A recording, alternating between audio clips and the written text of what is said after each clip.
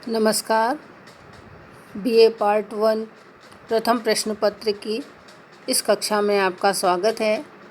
इससे पूर्व की कक्षाओं में हमने तुलसीकृत रामचरितमानस के बालकांड में से आपकी पाठ्य पुस्तक में संकलित जनक पुष्प वाटिका प्रसंग को पढ़ा। आज भी हम उसके आगे का पढ़ेंगे। इससे पूर्व हमने पढ़ा कि किस प्रकार राम और सीता जनक पुष्प वाटिका में एक दूसरे को देखकर उनके प्रति आकर्षित होते हैं। पुष्प वाटिका में माता सीता गौरी पूजा के लिए आती हैं और राम एवं लक्ष्मण पुष्प चुनने के लिए आते हैं। वहीं पर उनका प्रथम मिलन होता है। उस समय दोनों के मन की क्या स्थिति रहती है, इस सब के बारे में हमने पढ़ा। आज हम उसके आगे का वर्णन पढ़ेंगे। जब माता सीता गौरी की आराधना करती हैं, गौरी की पूजा करती हैं और मन में उनके राम की छवि अंकित रहती है। तो आइए देखते हैं अगला पद। जान कठिन शिव चाप बिसूरति, चली राखी उर श्यामल मूरति। प्रभु जब जात जानकी जानी, सुख स्नेह शोभा गुण खानी। परम प्रेममय मृदुम सिकीनी, चारु चित्त भीति लिख लीनी। गई भवानी भवन बहोरी, बंदी चरण बोली कर जोरी।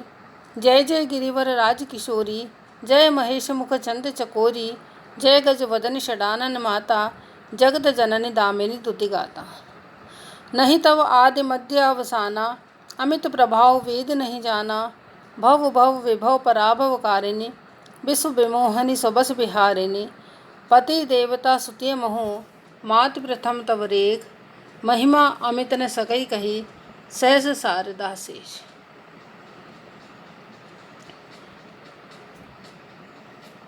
माता सीता अपने हृदय में राम की छवि को अंकित कर लेती हैं और वे अपने घर की ओर जाने लगती हैं। लेकिन जान कठिन शिव चाप बिसूरति, चली राखी उर श्यामल मूरति। शिवजी के धनुष को अत्यंत कठोर जानकर सीता व्याकुल होती हैं और मन में ये सोचती हैं कि इतने कोमल राम किस प्रकार इतने कठोर धनुष को तोड़ पाएंगे। लेकिन वे अपने मन में, अपने हृदय में राम की जो मूर्ति है, राम की जो छवि है, उसे अंकित कर लेती हैं। प्रभु जब जात जानकी जानी, सुख स्नेह शोभा गुण खानी। प्रभु श्री राम ने भी जब सीता को जाते हुए देखा, उन सीता को जो कि सुख, प्रेम और शोभा जैसे गुणों की खान है, उन सीता को जब जाते हुए देखा तो परम प्रेममय मृदुम सिकीनी, चारु चित्त भीति लिख लीनी। अत्यंत प्रेम की कोमल स्याही बनाकर उन्होंने अपने मन रूपी पटल पर, मन की भित्ति पर, मन की दीवार पर सीता का चित्र अंकित कर लिया। उधर सीता ने राम की छवि को अपने हृदय में उतारा और इधर राम ने भी सीता की छवि को अपने मन में अंकित कर लिया। गई भवानी भवन बहोरी, बंदी चरण बोली कर जोरी। घर जाने लगी, लेकिन फिर जब उनको राम का स्मरण आया और एक तरफ कठोर शिवजी के धनुष का स्मरण आया, तो वो एक बार वापस सीता गौरी के मंदिर में जाती हैं और वहाँ पर चरणों की वंदना करके और फिर वे माँ गौरी से प्रार्थना करती हैं। आगे जो चौपाइयाँ हैं उसमें सीता द्वारा माँ गौरी की प्रार्थना करते समय की वंदना है। वे वंदना करती हैं, जय जय गिरिवर राज किशोरी, जय महेश मुख चंद चकोरी। माँ पार्वती के लिए वो कहती हैं कि हिमाचल की पुत्री, हे पर्वतराज हिमाचल की पुत्री, और जय महेश मुख चंद चकोरी।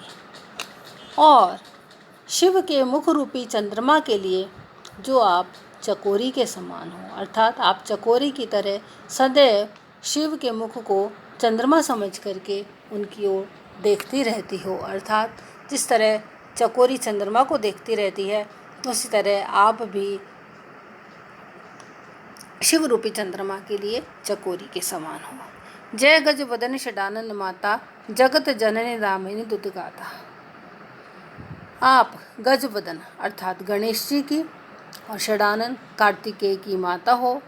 जगत जननी आप पूरे जगत की माता हो। जगत जननी दामिनी दुति गाता, आप पूरे इस संसार की माता हो और आपका जो शरीर है वह बिजली की सी चमक वाला है। दामिनी दुति गाता, आपका शरीर बिजली की सी आभा लिए हुए है। दामिनी का अर्थ होता है बिजली। नहीं तब आदि मध्य अवसाना, अमित प्रभाव वेद नहीं जाना। आगे वे उनका गुणों का बखान करते हुए कहती हैं, माँ गौरी के गुणों का बखान। नहीं तब आदि मध्य अवसाना, आपका कोई आदि नहीं है, कोई मध्य नहीं है और आपका कोई अंत भी नहीं है। अमित प्रभाव वेद नहीं जाना, और आपका जो असीम प्रभाव है उसके बारे में वेद भी आज तक नहीं जान पाए हैं। भव भव विभव पराभव कारिणी, विश्व विमोहनी स्वबस बिहारिणी। इस संसार का जितना भी ऐश्वर्य है, ये जो पूरा संसार है उसका जो ऐश्वर्य है, इस संसार की निर्मात्री आप ही हो और इसका पराभव करने वाली, इसका अंत करने वाली भी, पालन करने वाली भी आप ही हो। यानी इस सृष्टि का, इस सृष्टि के सारे ऐश्वर्य का, इस संसार का निर्माण करने वाली निर्मात्री, उसका पालन करने वाली एवं उसका संहार करने वाली तीनों आप ही हो।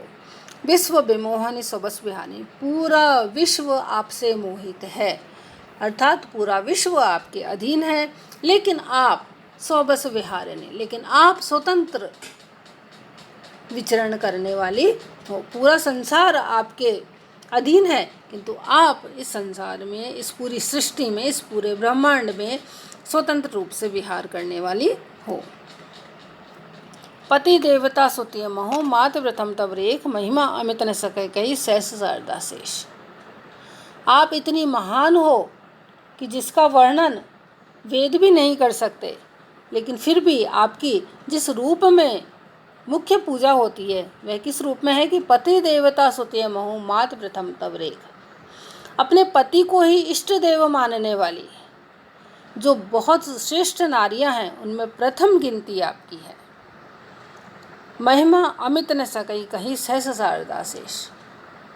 और आपकी महिमा को हजारों सरस्वती एवं शेषनाग भी नहीं बखान सकते। अर्थात आपकी महिमा इतनी है कि आपकी महिमा का बखान यदि हजारों सरस्वती जो कि विद्या की देवी हैं वो करना चाहे तो वो भी नहीं कर सकती, और शेष जी भी आपकी महिमा का बखान नहीं कर सकते। और क्योंकि हे माता आप पति को इष्टदेव मानने वाली श्रेष्ठ नारियों में हो, इसलिए सीता का यह भी मानना है कि मुझे जो मैं मन में चाहती हूँ वैसा आशीर्वाद, एक जो छिपी हुई भावना है वो यही है कि मैं जो चाहती हूँ वही आशीर्वाद मुझे भी दें, अर्थात राम मुझे पति रूप में मिले। ये मन ही मन वो प्रार्थना करती हैं। पति देवता सुतिय मोह, मात प्रथम तब रेख कहने का आशय यही है कि वे इसीलिए गौरी की आराधना कर रही हैं कि उन्हें सुयोग्य पति मिले, और सुयोग्य पति के रूप में उनके मन में जो छवि अंकित है वो राम की है। तो इस पद में हम देखते हैं कि जो सुंदर भाव हैं वो यहाँ पर उनकी बहुत सुंदर व्यंजना हुई है। और वर प्राप्ति के लिए जो एक गौरी का पूजन है, आराधना है, अर्चन है, ये सब जो है इस सब की परंपरा है, और उस परंपरा का निर्वाह ही यहाँ पर तुलसीदास ने किया है। आलंकारिक दृष्टि से उपमा, उत्प्रेक्षा, अनुप्रास और रूपक अलंकारों का यहाँ पर प्रयोग हुआ है। आज के लिए बस इतना ही। धन्यवाद।